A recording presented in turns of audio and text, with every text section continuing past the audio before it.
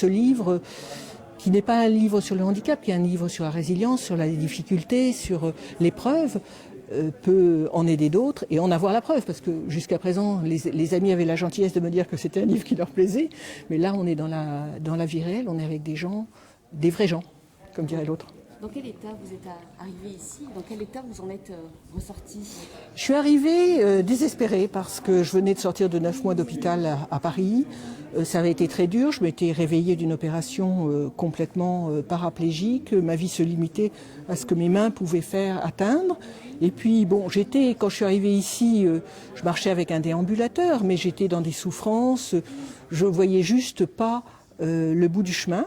Et puis quand je suis arrivée ici, d'abord j'ai vu la mer. Alors il est sûr que tous mes copains des hôpitaux parisiens, quand je leur ai envoyé la photo de La Rochelle, ils m'ont dit on arrive tous en convoi. Et puis après, l'équipe m'a prise en main, et m'a prise en main sans facilité. C'est-à-dire qu'ils avaient un vrai projet thérapeutique. Et puis il fallait que j'y adhère, et il fallait que j'aille plus loin.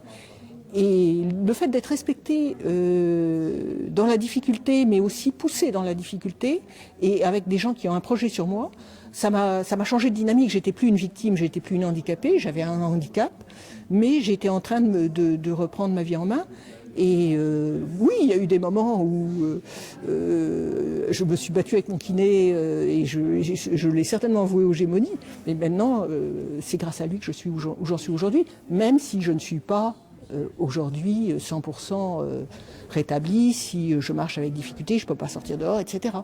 Donc, très grand bonheur de La Rochelle et de Richelieu.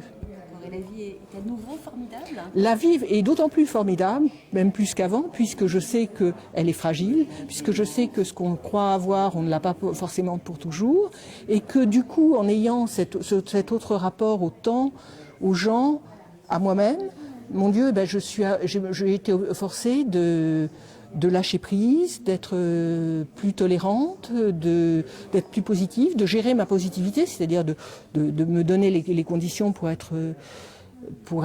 passer mieux, c'est-à-dire la méditation, l'hypnose, etc.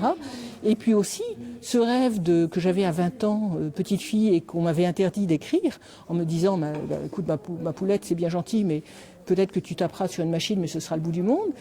Mon Dieu, grâce à cet accident quelque part, bénéfice caché, j'ai sorti ce livre Le Roseau penchant.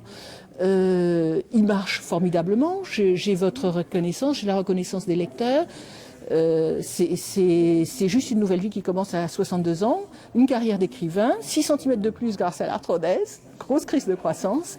Et en effet, je ne marche plus. Oui, j'ai des douleurs, mais quand même, la vie est belle.